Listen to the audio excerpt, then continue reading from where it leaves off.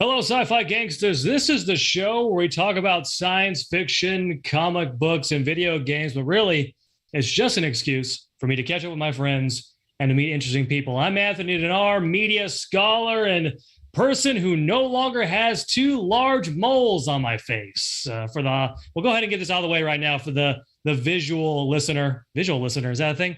For the people who are watching, um, I have, I have grown up. For 38 years, I've had two very large moles on my nose area, and I have been wanting to get them removed for a very long time.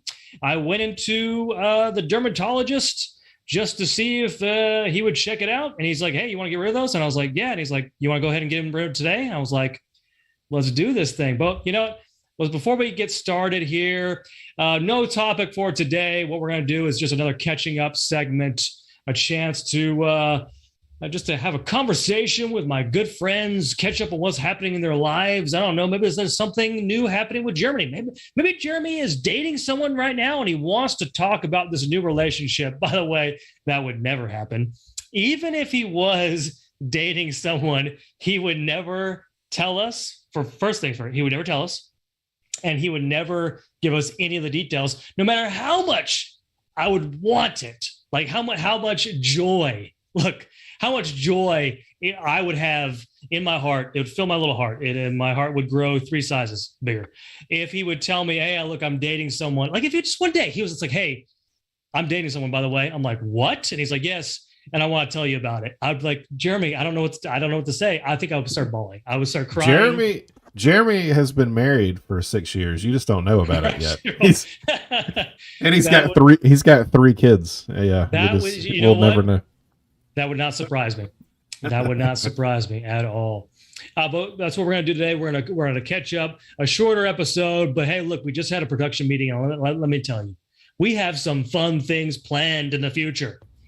Let's go ahead and get catched up. Before we do that, I want to go ahead and introduce the gang. The usuals. We'll go ahead and start off with my co-host Jeremy. Jeremy, how you doing?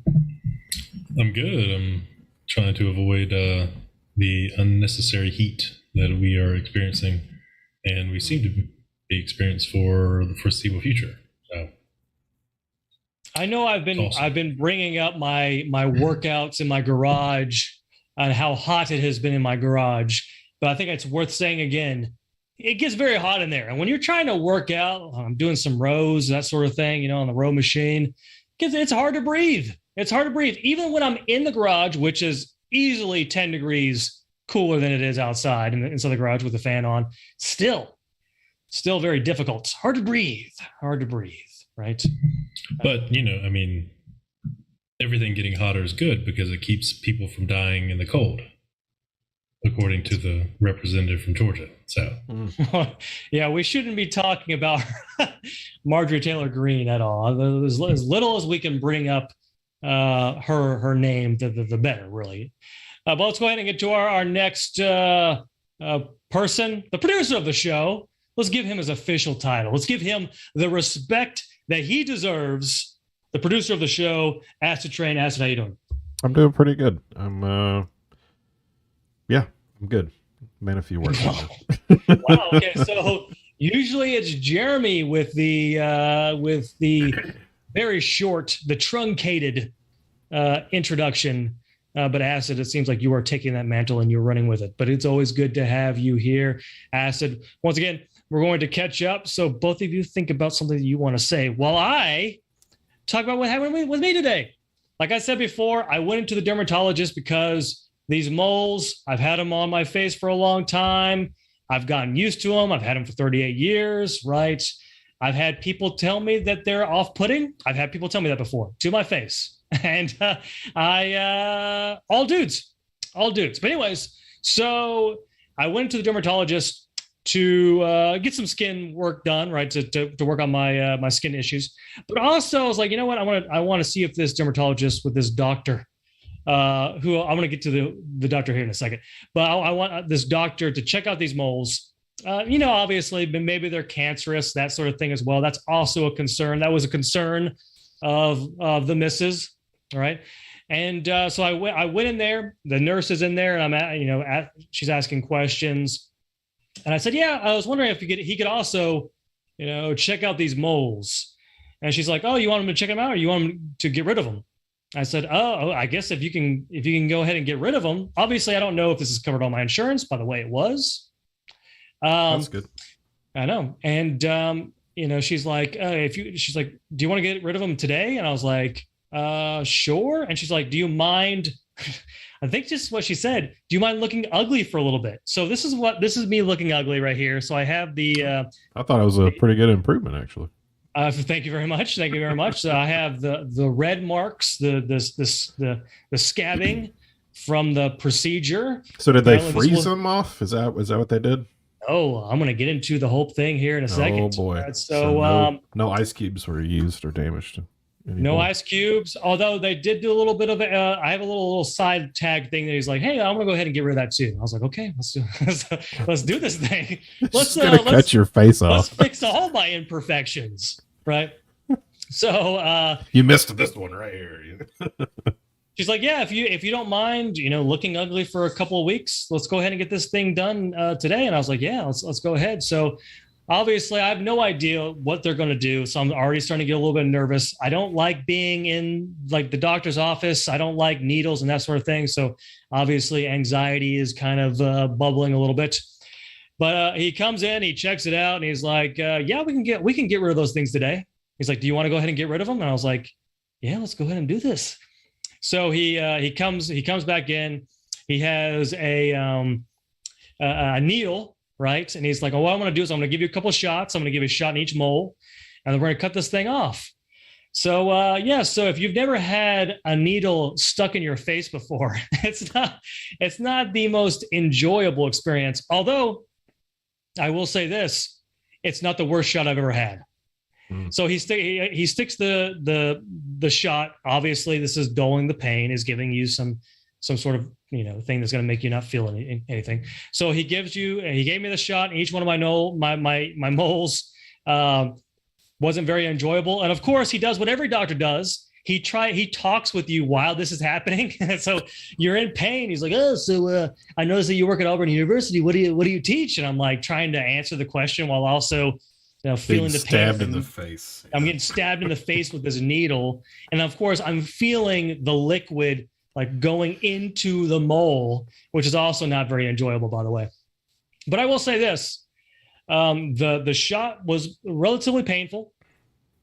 Not the worst shot I've ever had. Of course, I've had a vasectomy. If you ever had a needle in that area, that's also not very enjoyable. Although also not the worst shot I've ever had. The worst shot I ever had was when I was donating bone marrow, and they put something in the back of my tricep here. That was the most painful shot that I've ever had in my life. So anyways, even worse than the testicle needle. So, but yeah. So back to where I was before. So they give me the shot to numb the pain. He leaves, and he comes back in, and he the first mole, he just takes a sharp knife and just saws that baby off. Just literally just saws that mole off, and obviously, there's a lot of blood and that sort of thing. I think he also goes back a couple times. I think he also cauterides it with something, like he kind of. And then other stuff as well. And the other mole, I think there was some sort of like laser / burning situation that was happening. I think he lasered or burned. I had my eyes closed because I first thing I couldn't see what he's doing anyway. It's at the tip of my nose. It's not like I could actually hone in on what he was doing. But it smelled like he was burning off my mole. That's for sure. So we should have got it on video and had some clips. That'd have been. Then I could have showed it, right, for the listener for all your classes. Like, hey, check out. Here's something interesting you don't know. First day of class. All right, class. I want to show you my moles being removed. But now I'm 2 moles. I'm 2 moles less. I'm 2 moles. That's hard to say. 2 moles less of a man. If it makes you feel better, when you mentioned that you had them cut off your face, I honestly had no idea what you're talking about, and I had to think about what moles you might have had. So, well, thank you very much, Jeremy. But I've had many people tell me that the very first thing that they noticed about me was I have 2 large moles on my nose. I'm never going to not be able to see the scar now, though. Yeah, that's true. The scar's hopefully going to heal and be gone.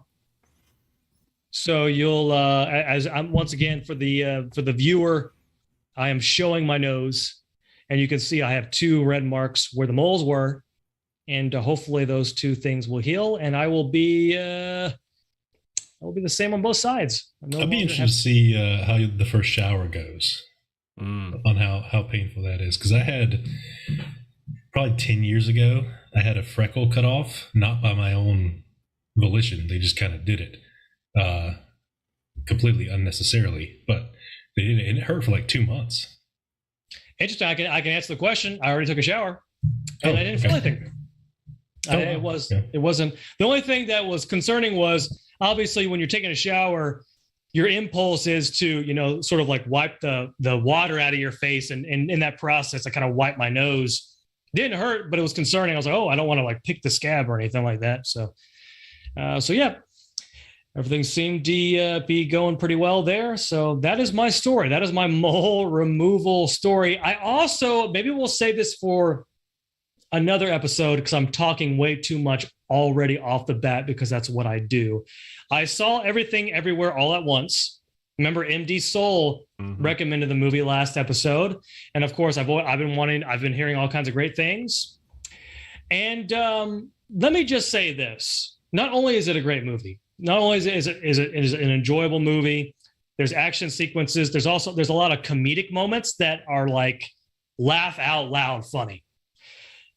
I have never cried harder during a movie. Like I'm legitimately tears flowing from my eyes. And I was watching it with Linda, and I was watching it with another couple as well. So obviously, I was trying not to look like an idiot. So I'm actively. So wait, are these tears of sadness, or was it so funny that you were crying? No, sadness. They're just tears like of the feels, right? Just like. So this movie has everything. The water flowing from. So I don't want to spoil anything, but if you have. I don't want to see this now. If you have kids. Mm-hmm. If you have kids, you are going to feel things. Oh, I got you. It's all about that. So that's why I don't watch Criminal Minds, because they had like when they do like kid abduction show, like or the kid murder show. I can't watch those. Like I just stay away from it. The funny thing is, like the first half of the movie, you're like, oh, is this kind of just a silly kind of excuse to have a bunch of martial arts? And then there's this turn where you realize what the movie is really about. And you're like, oh this movie is all about family and broken families and the need to reconcile a broken family. And when you get to that moment, like I'm telling you, I could not hold like water flowing from my eyes when I was actively trying to suppress the tears. So maybe I'll talk a little bit more about this film, but once again, Everything Everywhere All at Once. It may be, I need a couple years to think about it, but it may be my favorite movie of all time. I don't know. It may be that. But anyways. It's just because you haven't seen Top Gun Maverick yet. Okay, is that what it is? Is that what it is? I've heard a lot of great things about Top Gun Maverick. Like you can't, there's nothing bad about the movie that you can say. I've heard all great things. Maybe we'll do a Top Gun review show or an everything review show. I seriously think that we need to watch Everything Everywhere All at Once, and we need to talk about this film. Okay. And here's the bad thing is I've set it up. I put it at such a high bar that when you watch it, you're going to be like, what the hell is wrong with this guy? But yeah, I don't know what it was. But and the funny thing, once again, about halfway, the first half of the film, you're kind of like, this is just fine. Like, what's up with the hype? This is just kind of a generic, like sci-fi kind of excuse for a lot of martial arts and everything. But halfway through, you're like, Oh, okay. Anyways, moving on. Jeremy, let's go ahead and get to you. I've been talking way too much so far. What's new with you? Uh, Unfortunately, not a whole lot. So I've been rereading several things. So a while back, I decided that I was going to kind of reread a bunch of series that I haven't read in a while, and sort of check in with them to see if they kind of hold up for me. Um, so I reread Harry Potter. Still liked it. Reread Shatner's Star Trek books. Still, I think some of the best Star Trek stories out there. One of the very first books that I finished all the way through. Which one was that? That was the one where he gets resurrected by the Borg. Oh, The Return. Yes, The Return. Yeah. Yes. Yeah. One of the I'll say this, one of the larger books that I actually from beginning to end read through. Yeah. Yeah, so that's I guess the second one in the series. So Ashes of Eden starts it. So yeah, like the whole series is super good. He started like a young Kirk series, but he only did one book. I wish he'd finish it out. But well, him and Reese Stevens, something like that. The writers who help him out. Yeah. Has he gone? Once again, I hate to do this. Has he gone MAGA? Because he was featured in like the Daily Wire comedy thing that they were doing. Like, do you remember that? It's called the Daily Wire. Is that what it's called? Ben Shapiro's thing. I mean, I don't expose myself to that kind of media, so I couldn't tell you. But I mean, from what Shatner's always been Shatner. Like he's always been a little bit cantankerous and set in his opinions.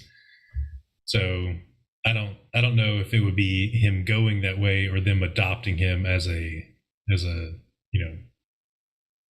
to use his celebrity. Or maybe they asked him and he was like, okay, someone's asking me to do something, because he was. I mean, I don't know if he's ever turned down a job, so that's entirely possible. They just have you seen?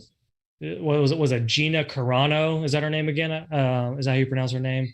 She has become like the MAGA darling now. She's doing all those movies for the Daily Wire. I mean, I feel like those have got to be on the same level as the Kirk Cameron Left Behind movies. Like they've got to be at the same production value, right? I'm assuming.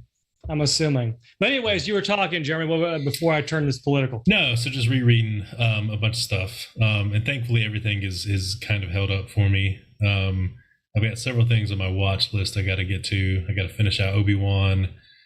I've got the Unbearable Weight of Massive Talent on digital that I've got to watch. There's several things, like I saw the new Jurassic World is already out on digital, which I'll probably watch, even though Is it really already out on digital? Yeah.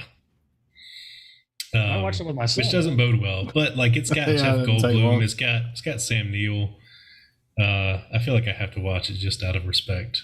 One of my favorite reviewers, Dan Merle, he trashed it. He said he's like, it's not even like good, like it's not even like basic storytelling. Like the writers don't even know how to tell a basic story in the film. So I heard that they don't even meet up. Like the two generations of Jurassic Park people don't even meet up until like near the end of the movie, which is weird to me. And also like the whole movie, like all the previews and everything are talking like sort of like portraying it as dinosaurs in the city, and that apparently that's not the case. Like it's like there's like one scene where they're in the city or something like that.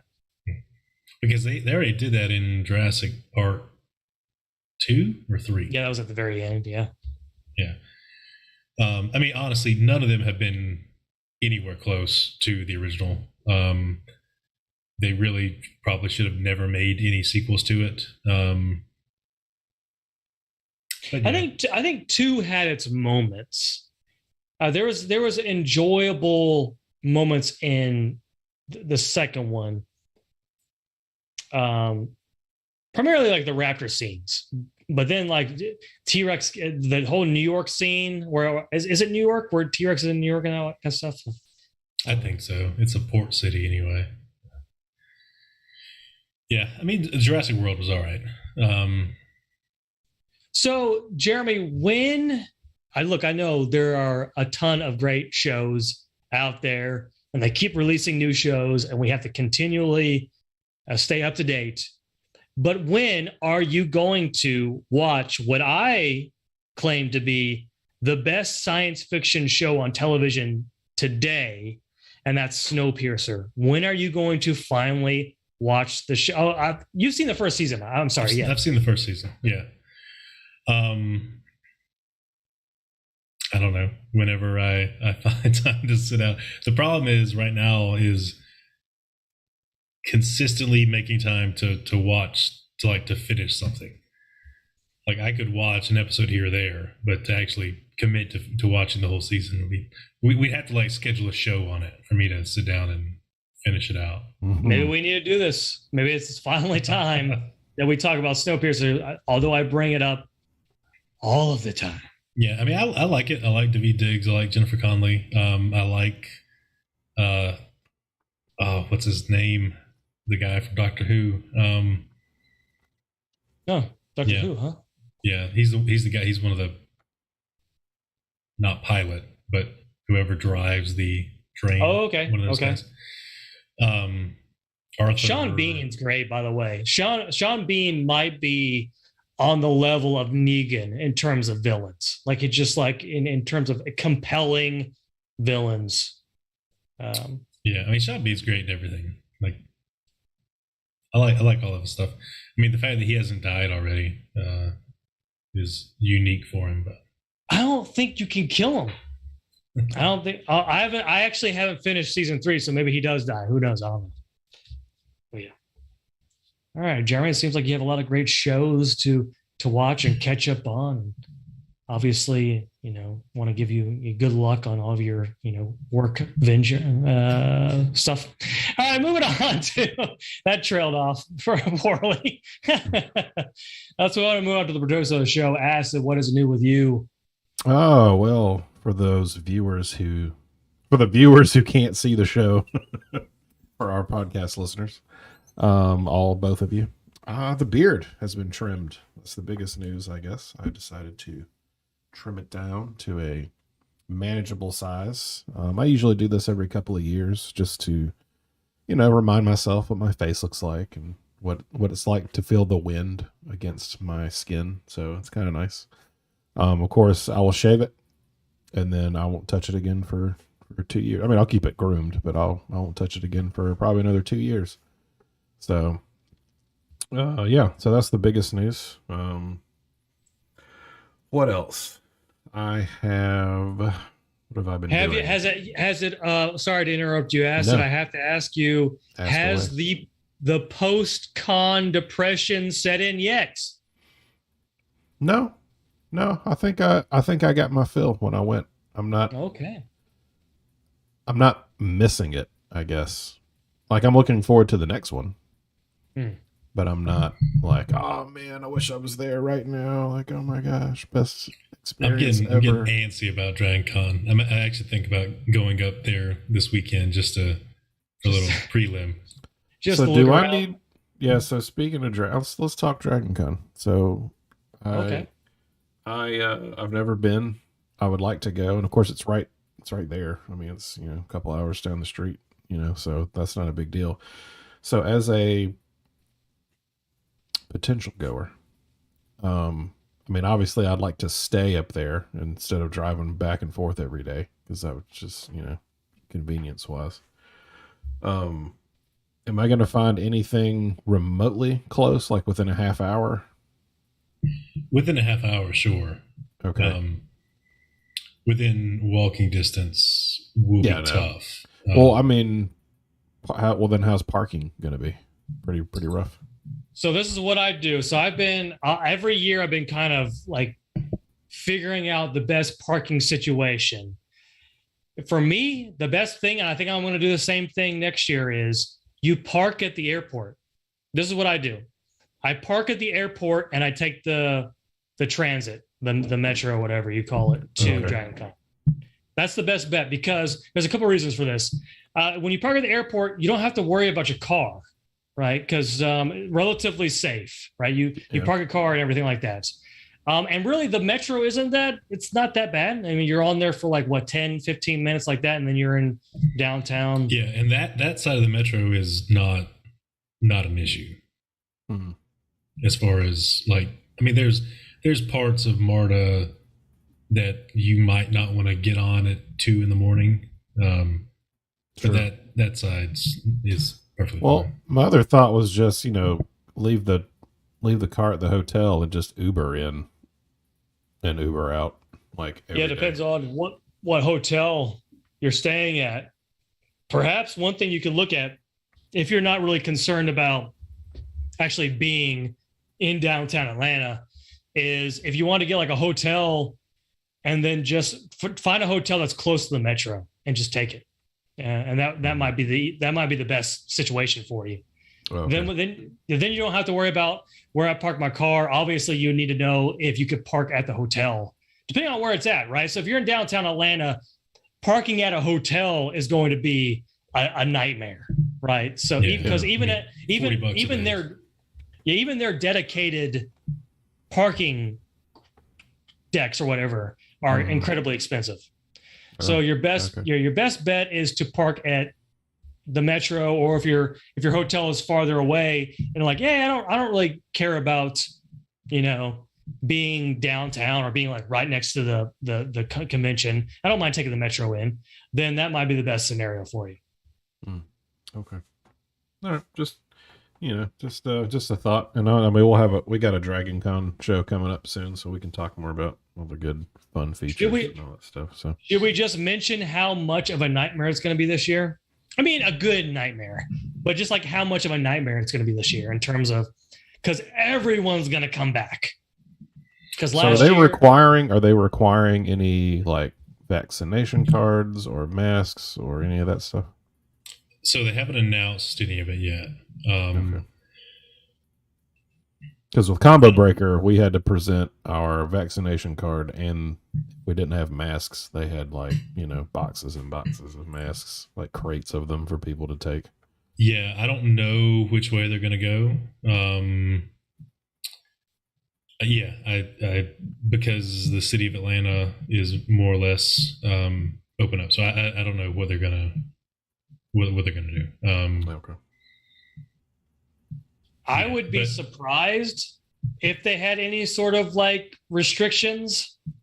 I would be surprised. They pretty much said they're going to cap it again.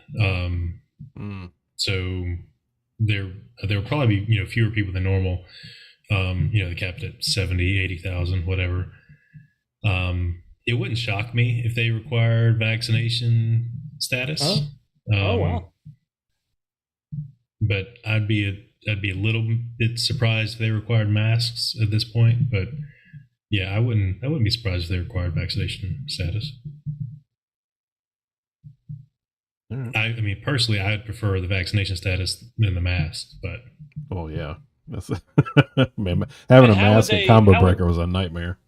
How would they handle that? Would they just say, like, as long as you're vaccinated, you're good to go? Because obviously, like, it's been a while since many of us have been vaccinated. So does that mean we'd have to get a booster shot? Like, it's kind of... Yeah, I mean, well, the CDC hasn't updated their guidelines, right? So it's basically just what they go with. They recommend certain things, but it's still the same 2 shots and a booster as far as I know to be. So I didn't have to have a booster for a Combo Breaker. They just wanted my initial card. The only thing they really cared about, I think a lot of people just went in without, because you could just go in. I had to seek the table out that was checking for vaccinations, and then they'd give you this little the paper wristband. You know what I'm talking about? You can just rip right off. But I mean, you could just go in. They weren't like checking wristbands or anything. But if you didn't have a mask on, they were throwing you out. Like it was serious. Like they were like, put your mask on, put your mask on. Like they were hauling people out that would not wear masks. So I'm gonna guess that's due to the city ordinance, maybe. Probably. But like there's guests who are gonna stay at the con hotels who aren't there for con. Mm-hmm. So they're probably gonna have to default to whatever, as far as like masking, to whatever the hotels are requiring. Okay. So I would think so anyway, because otherwise it'd be like, I don't know how you enforce it. Could you imagine being hide your badge and say, I'm just a hotel guest? Could you imagine being a hotel guest in Dragon Con week? Just I'm here for my uncle's funeral. What are all these crazy people doing here? Like you've got to, at this point, I don't think anyone is unaware of it, because the hotel, if you're paying $1,000 a night for a hotel room, like you have to realize there's a reason for that. Yeah. Mm-hmm. Yeah. What hotel is it in? So it's split across 5 hotels and then the America's Mart. So it's the Marriott Marquis, the Atlanta Hilton, the Hyatt, the Westin, and the Sheraton. And these are all within like a block of each other? It's like they're all, including the America's Mart, they're all within like a, say, 9-block sort of. So did they close the streets down because all these people are walking? No, they don't close them down. Parade. The parade, they'll close them down most certainly on Saturday, but they don't close them down.